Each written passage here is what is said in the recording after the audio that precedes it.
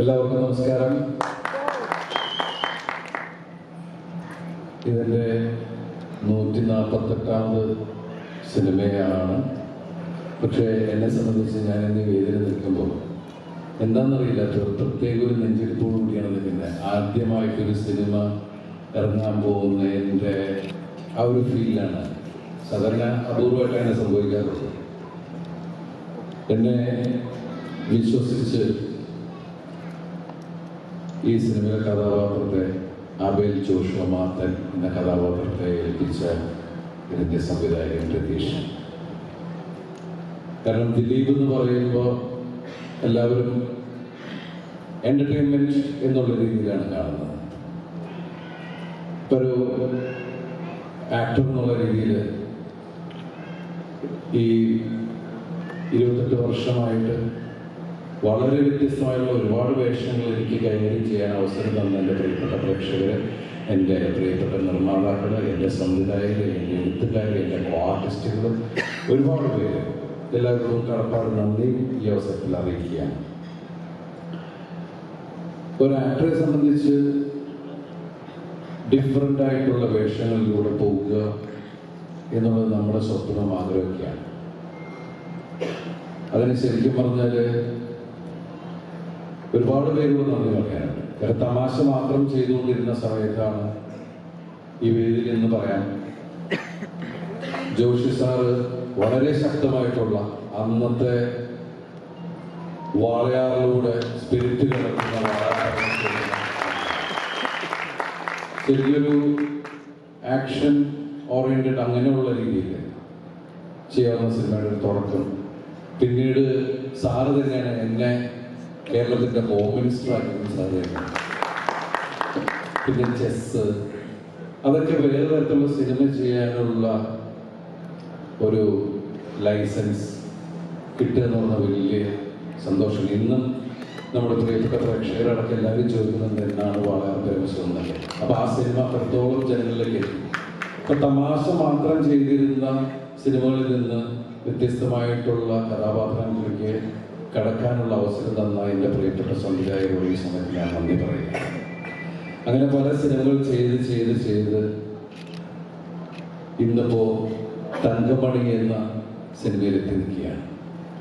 1986 തങ്കമണി കട്ടപ്പനയിലെ, ഇടുക്കി ജില്ലയിലെ കട്ടപ്പനയുടെ അടുത്തുള്ള തങ്കമണിയിൽ തങ്കമണി സംഭവം ഉണ്ടാവുകയും അതൊക്കെ ഞാൻ അന്നത്തെ പത്രങ്ങളിലൊക്കെയാണ് വായിച്ചത്. അന്ന് ഞാൻ കോളേജിൽ പഠിക്കുന്ന സമയമാണ്.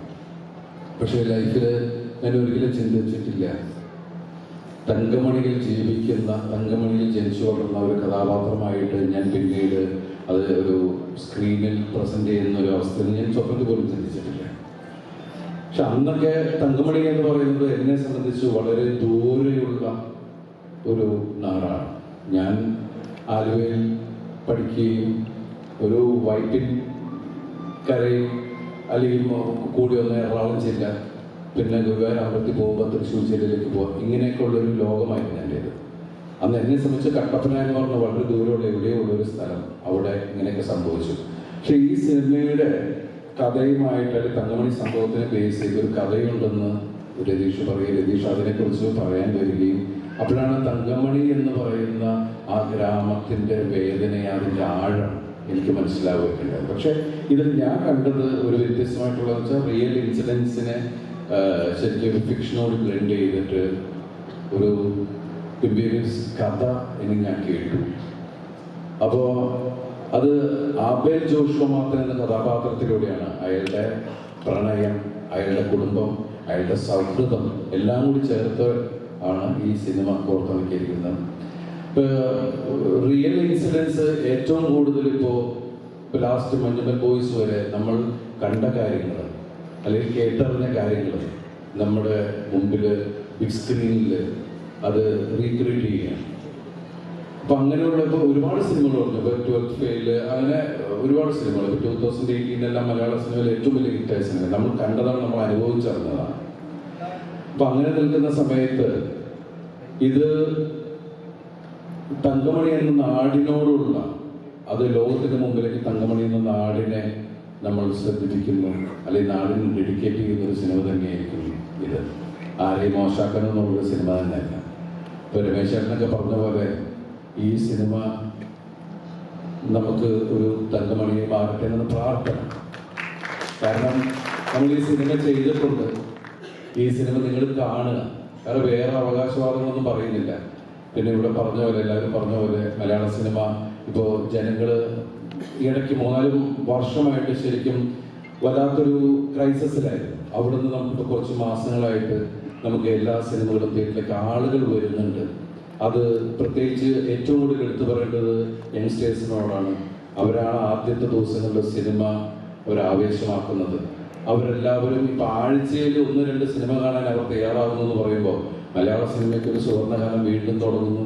അതിലേക്ക് ആ കൂട്ടത്തിൽ ഈ സിനിമയും കൂടി കരുതണമെന്നാണ് നമ്മുടെയൊക്കെ പ്രാർത്ഥന. അതുപോലെ തന്നെ ഈ സിനിമയിൽ എൻ്റെ കൂടെ അഭിനയിച്ച ആളുകൾ, അതിൽ ഇപ്പം പ്രണീത ഇവിടെ ഉണ്ടായിരുന്നു. പ്രണീത വളരെ നൊന്ന് ഫ്ലൈറ്റിലൊക്കെ പറഞ്ഞിട്ടാണ് പോയത്. പിന്നെ നീത പിള്ള, അതുപോലെ അജ്മൽ, പിന്നെ എനിക്ക് കൂട്ടായിട്ടുള്ള ഇപ്പം അമ്പി ചേച്ചി എൻ്റെ ഒരുപാട് സിനിമകളിൽ അഭിനയിച്ചതാണ്. പുതിയതായിട്ട് അഭിനയിച്ചത് മാളവിക, അതുപോലെ ശിവകാമി, പിന്നെ സ്മിനു ഒക്കെ വോയിസ് സത്യനാളിൽ ഞങ്ങൾ ഒരുമിച്ചുള്ള കോമ്പിനേഷൻ ഉണ്ട്. രമ്യ കോടതി സംശയം വക്കീലുള്ളതാണ്. പിന്നെ ഞാൻ ആദ്യം വിചാരിച്ചത് ഇങ്ങനെ മലയാളി അല്ലെന്നാണ് വിചാരിച്ചത്. നല്ല ഫ്ലുവൻ്റായിട്ട് മലയാളം പറഞ്ഞ കേട്ടപ്പോഴാണ് സുധീരനായ. ഞാൻ ഒരുപാട് സിനിമകൾ അഭിനയിക്കണമെന്ന് ആഗ്രഹിച്ചിരുന്നതാണ്. കൂടെ ഒരു എപ്പോഴെങ്കിലും വർക്ക് ചെയ്യണമെന്ന് ആഗ്രഹിച്ചാണ്.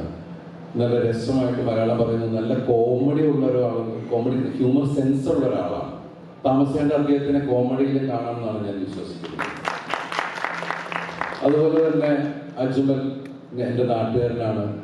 ഞാൻ എന്നിട്ട് പറയും ഈ സിനിമയിൽ അജ്മൽ വന്നത് നമ്മളോടുകൂടിയുള്ള ഒരു സ്നേഹത്തിൻ്റെ പുറത്തും കൂടിയാണ് എന്നുള്ളത് പറഞ്ഞു. ഞങ്ങൾ ഒരുമിച്ച് 2 കൺട്രീസ് മരിക്കുകയും ചെയ്താണ്. അതിൽ എടുത്തു പറയേണ്ട ക്യാരക്ടറാണ് ഉല്ലാസ്. അപ്പോൾ അദ്ദേഹത്തിൻ്റെ അപരനായിട്ടൊക്കെ ഞാൻ ആ സിനിമയിൽ അങ്ങനെയൊക്കെയുള്ള നിങ്ങൾ കണ്ടതാണ് ആ സിനിമയൊക്കെ. പിന്നെ അതുപോലെ എനിക്ക് കിട്ടിയ 2 സഹോദരങ്ങളാണ് അന്യ സംസ്ഥാനത്ത് നിന്ന്, നമ്മുടെ സമ്പത്ത് റാവ് സാറും അതുപോലെ തന്നെ ജോൺ ബേലി. ബ്രദർ പോയിട്ടില്ല വരുമാ, അതൊരു 1.5 സാധനം നിങ്ങൾക്ക് മനസ്സിലായത്. ഏത് നിമിഷത്തിലും നമ്മൾ ചെയ്യുന്നത് വളരെ സീരിയസ് അല്ലെങ്കിൽ ഒരു ഇമോഷണൽ സീനാണെങ്കിൽ പോലും ഷോട്ട് കഴിഞ്ഞാൽ മാറിയെന്ന് എല്ലാവരും ഒരു കോമഡി പറയുന്ന ഒരു രീതിയായിരുന്നു. അത് രതീഷും ഒട്ടും മോശമൊന്നുമല്ല. അപ്പോൾ ഈ സിനിമ ശരിക്കും പറഞ്ഞാൽ ഒരു എന്താ പറയുക, ജനങ്ങളെ എൻഗേജ് ചെയ്യിപ്പിക്കുന്ന രീതിയിൽ തന്നെയാണ് ഇത് മേക്ക് ചെയ്തിരിക്കുന്നതൊക്കെ. ഈ സിനിമ നിങ്ങൾ 2 പേരിലേക്ക് സ്വീകരിക്കണം എന്ന് ആത്മാർത്ഥമായിട്ട് പ്രാർത്ഥിക്കുന്നു. ഇതിൽ ഞാൻ ആരെങ്കിലൊക്കെ വിട്ടുപോയി ക്ഷമിക്കുക. അതുപോലെ ഇവിടെ വന്ന് ഈ ഓഡിയോ ലോഞ്ച് ഗംഭീരമാക്കാൻ സപ്പോർട്ട് ചെയ്ത എല്ലാവരോടും, അതുപോലെ പറയാൻ വിട്ടുപോയി, ഇതെല്ലാം ഉണ്ടാക്കി തന്ന ആൾക്കാരെ വെറുതെ വിടാൻ പാടില്ല. കാരണം സൂപ്പർ ഫിലിംസ് ചൗധരി സർ, അതുപോലെ റാഫിക്ക, ഇഫാർ മീഡിയ, അതുപോലെ ഇതിനെല്ലാം ഞങ്ങൾക്ക് ഈസി ടു കമ്മ്യൂണിക്കേറ്റ് ചെയ്യുന്ന സുജിത്ത്, ഇതിൻ്റെ ഡിസ്ട്രിബ്യൂഷൻ, ഇവിടെ മലയാള സിനിമയിൽ ഡ്രീം ബിഗ് ഹൗസ് നിങ്ങൾക്ക് എല്ലാവർക്കും അറിയാം. ജയിലർ, ലിയോ തുടങ്ങിയപ്പോൾ ലാസ്റ്റ് ഇറങ്ങിയ മഞ്ഞുമൽ ബോയ്സ് വരെയുള്ള സിനിമകൾ കൊണ്ടുവന്നിരിക്കുന്നത് അവരുടെ ഡ്രീം ബിഗ് ഹൗസ് ആണ്. അവരുടെ അടുത്ത പടമാണ് മാർച്ച് 7 വരുന്ന നമ്മളുടെ തങ്കമണി. ഈ സിനിമയിൽ പ്രിയപ്പെട്ട പ്രേക്ഷകർ എല്ലാവരും മീഡിയയുടെ സപ്പോർട്ട് എല്ലാം ആവശ്യമാണ്. നിങ്ങൾ ഈ സിനിമ ഗംഭീരമാക്കി തരിക, ഇതൊക്കെയാണ് ഞങ്ങളുടെ പ്രാർത്ഥന. അതുപോലെ ഇവിടെ വന്ന എല്ലാവരോടും പ്രിയപ്പെട്ട സമയം ജസ്ജോക്ക് പറഞ്ഞത് ശരിയാണ്. അതിൽ മമ്മാസ് എനിക്ക് വലിയ സന്തോഷമുണ്ട് പരിചയം. ജിബിൻ, അരുൺ ഞങ്ങളുടെ സുഹൃത്ബന്ധമാണ്. അതിൽ അസീസ്, ഞങ്ങൾ 4 പേരുമാണ് ഇതിൽ സുഹൃത്ത്, 4-5 പേര്, സുദേവടക്കം.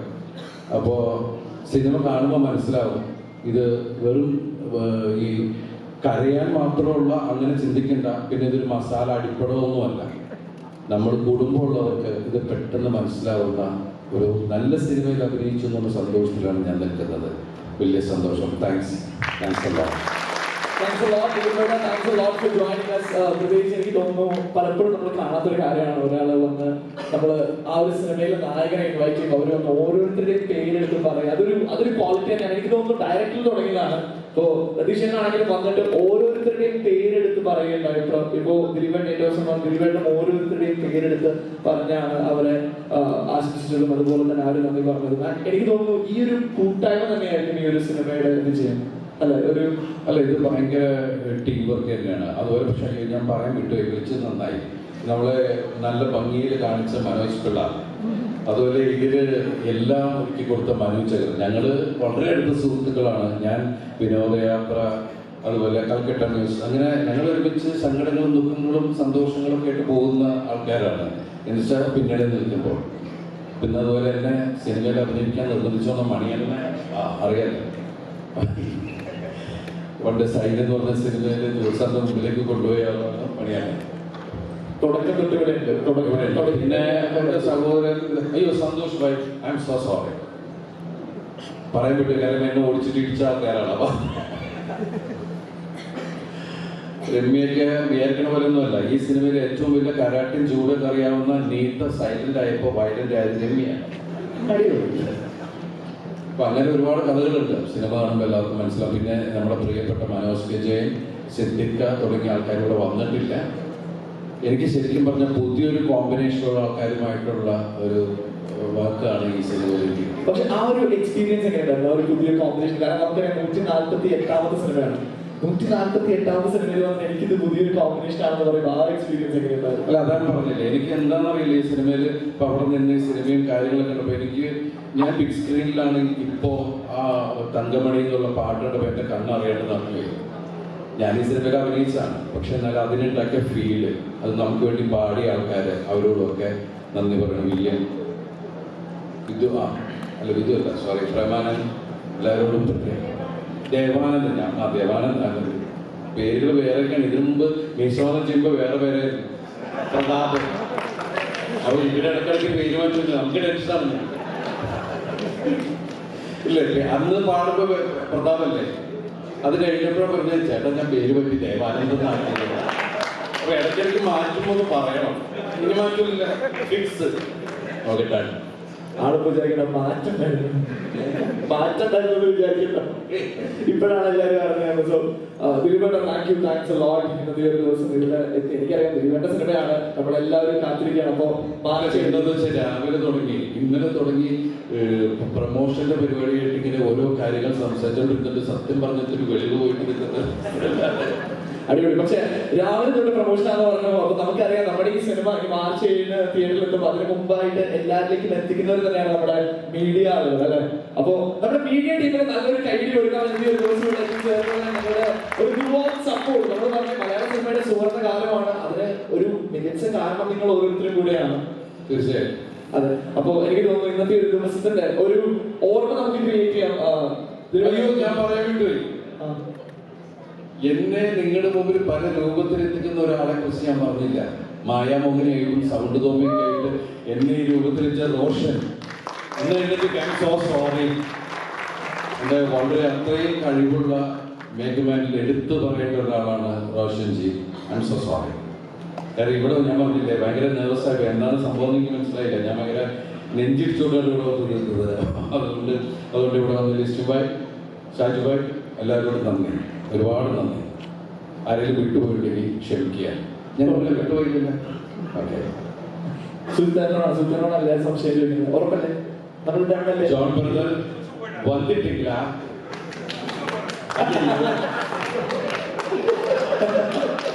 സാർ അത് ഡ്രസ്സെല്ലാം എങ്കിൽ പോയിച്ചു സാർ. അത് യാർ വാങ്ങിച്ചു.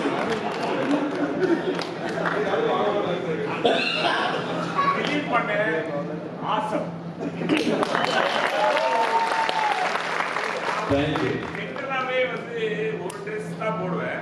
அண்ணன் படத்துக்காக 2 ட்ரெஸ் வாங்கிட்டேன். நான் ரொம்ப பாப்புலர் ஆயிருந்த படத்துக்கு அப்புறம் அண்ணன் என்ன லவ் பண்ணாரு. Love you brother. I love you man.